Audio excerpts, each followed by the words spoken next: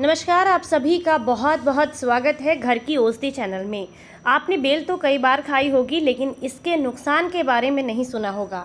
आज हम आपको इसके फ़ायदे और नुकसान दोनों के बारे में बताएंगे। किन किन को खाना चाहिए, किन को नहीं खाना चाहिए, इसे खाने का सही तरीका क्या है, और जब आप इसे खाएंगे तो किस समय पर खाएं और कितना खाएं। क्वांटिटी भी बहुत मैटर करती है, क्योंकि फल तो हम सभी खाते हैं, लेकिन अगर उसी फल को हम गलत तरीके से खाते हैं तो वो हमारे शरीर को फ़ायदे की बजाय नुकसान करता है। वीडियो अगर आपको पसंद आए तो प्लीज़ लाइक कीजिएगा, चैनल को सब्सक्राइब कीजिएगा। जब आप बेल खाते हैं तो आपके शरीर को बहुत फ़ायदे मिलते हैं। अगर आप हार्ट से जुड़ी हुई बीमारियों से परेशान हैं, हार्ट ब्लॉकेज से परेशान हैं, तो आपको बेल का सेवन ज़रूर करना चाहिए, क्योंकि ये हार्ट ब्लॉकेज से बचाती है और बैड कोलेस्ट्रॉल को कम करती है। गैस और कब्ज़ से परेशान रहते हैं तो भी आपके लिए बहुत अच्छी है, क्योंकि ये गैस को कम करती है और कब्ज़ियत को जो है बिल्कुल जड़ से ख़त्म करती है। कोलेस्ट्रॉल के स्तर को नियंत्रित रखने में भी ये काफ़ी ज़्यादा मदद करती है। और गर्मियों में होने वाले दस्त या फिर डायरिया की जो दिक्कत होती है, दस्त हो या डायरिया हो या खूनी पेचिस जो होती है, उसमें ये बहुत फ़ायदा करती है। अगर आप रोज़ाना इसको खाते हैं तो आपको बहुत फ़ायदा मिलता है। ठंडक देने का काम करती है शरीर को, तो अगर आपको बहुत ज़्यादा गर्मी लगती है तो ये आपके लिए बेहद फ़ायदेमंद है। कैंसर से बचाती है, एंटी कैंसर होती है, तो अगर आप इसका सेवन करते हैं तो कैंसर सेल्स जो है वो बॉडी के अंदर नहीं पनपती हैं। खून को साफ़ करने का काम करती है, इसीलिए आपकी स्किन के लिए, आपके बालों के लिए, या फिर आप कहें कि आपके शरीर के हर हिस्से के लिए बहुत ज़्यादा फ़ायदेमंद है।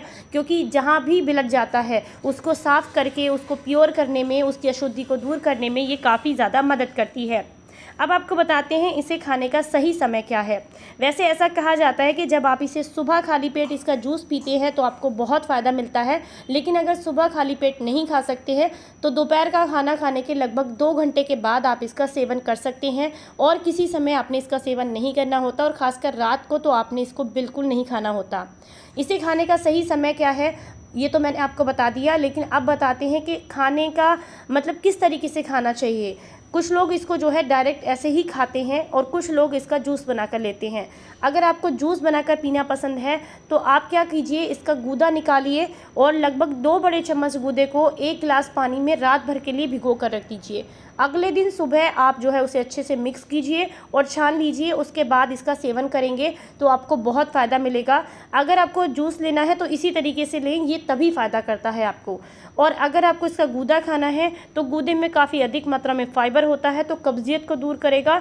तो यहाँ पर क्वांटिटी बहुत मैटर करती है कि आपको कितना खाना है।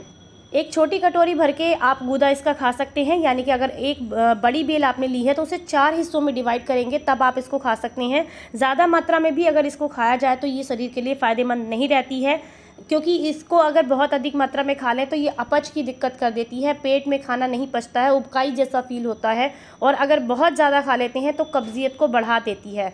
तो इसलिए आपको इस बात का भी ध्यान रखना है कि इसे सही तरीके से खाएं, तभी ये आपको जो है बहुत ज़्यादा फ़ायदा करेगी।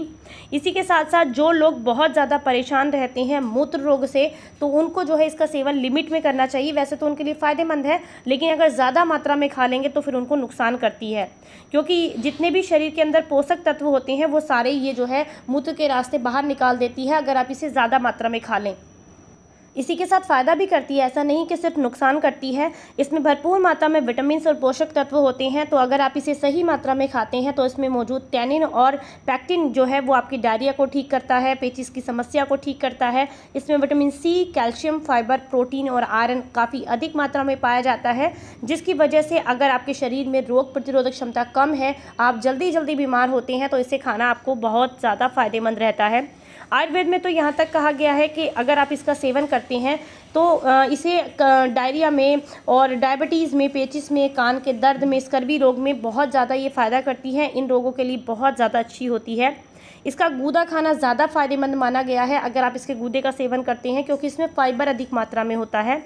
लेकिन कुछ लोग जो है ना बहुत ज़्यादा खा लेते हैं तो फिर आपको दिक्कत कर देती है। लू से बचाती है, लेकिन लू से भी तभी बचाएगी जब आप इसे जूस की तरीके से लेंगे। अगर फाइबर की तरीके से ले रहे हैं तो कब्जियत में राहत देती है और पेट से जुड़े रोगों को ठीक करती है। अगर आपको बहुत ज़्यादा पसीना आ रहा है, बहुत ज़्यादा चक्कर आ रहे हैं, डिहाइड्रेशन फील हो रहा है, तो आप इसका जूस बनाकर लेंगे तो आपको ज़्यादा फ़ायदा करती है। कान के दर्द के लिए भी बहुत अच्छी होती है। इसका जो है बहुत अधिक मात्रा में सेवन किया जाता है, लेकिन डायबिटीज़ के रोगी अगर इसका ज़्यादा मात्रा में सेवन करते हैं तो उनके लिए फ़ायदेमंद नहीं है, क्योंकि इसमें काफ़ी अधिक मात्रा में कार्बोहाइड्रेट पाया जाता है, जो कि डायबिटीज़ के मरीजों के लिए बहुत ज़्यादा अच्छा नहीं होता। थायराइड के रोगी अगर आप हैं तो थायराइड के लिए भी ज़्यादा अच्छी नहीं होती, क्योंकि थायराइड की जो दवाइयाँ होती हैं जो आपके शरीर पर वो असर डालती हैं, उससे आपके हार्मोन्स डिसबैलेंस होते हैं। तो अगर आप बहुत ज़्यादा मात्रा में इसका सेवन कर लेते हैं तो फिर आपको दिक्कत हो जाती है। तो इन बातों का आपने ध्यान रखना होता है बेल का सेवन करते समय। गर्मियों में होने वाले लगभग सभी रोगों के लिए बहुत ज़्यादा फ़ायदेमंद है, लेकिन मैं सजेस्ट करूँगी कि अगर आपको जो है चक्कर आने की दिक्कत है, आपको डायरिया की दिक्कत है, या फिर आपको बहुत ज़्यादा मतलब डिहाइड्रेशन फील हो रहा है, तो आप इसका जूस बना कर लेंगे, रात को भिगो कर रख दें, सुबह छान कर ले लें। बच्चों को भी इसी तरीके से दें, क्योंकि बच्चे जो है इसका जो गूदा होता है उसमें थोड़े थोड़े से ना रेशे होते हैं, तो उसको बच्चे खा नहीं पाते हैं। तो आप पानी के साथ देंगे इस तरीके से तो उनको ज़्यादा फ़ायदा रहेगा।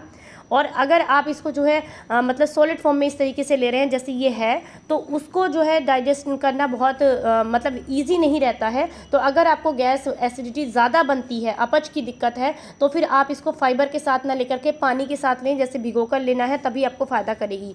इसी के साथ साथ अगर आपको बहुत ज़्यादा भूख लगती है, बहुत ज़्यादा खून की कमी है, शरीर में खून साफ़ नहीं है, या फिर आपको जो है शरीर के अंदर कहीं पर भी ऐसा फील हो रहा है कि इन्फेक्शन हो रहा है, तो ऐसे में आप जो है इसे गूदे को लें तो गूदा ज़्यादा फ़ायदा करता है।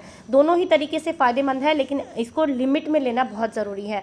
वीडियो अगर आपको पसंद आया है तो प्लीज़ लाइक कीजिएगा, चैनल को सब्सक्राइब कीजिएगा। फिर मिलेंगे किसी नई रेमेडी के साथ, तब तक अपना ख्याल रखें और हंसते मुस्कुराते रहें। जय हिंद, जय भारत।